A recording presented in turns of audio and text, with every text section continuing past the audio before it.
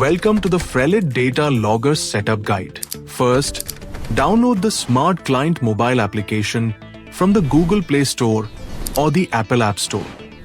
Open the app and agree to the privacy policy. On the login screen, tap on Wi-Fi configuration. Allow all permissions, then tap System Connect.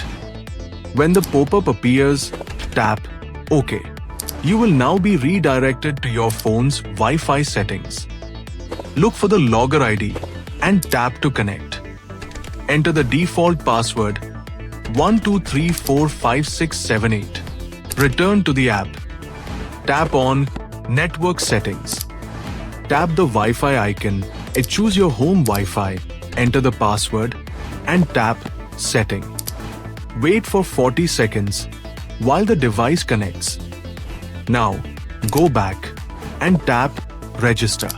Enter your name, email, and password. In the PIN section, tap the Scan icon. Now scan the QR code printed on the data logger.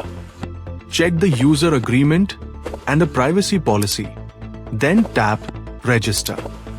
Your account is now successfully registered. You can use your email and password for future logins.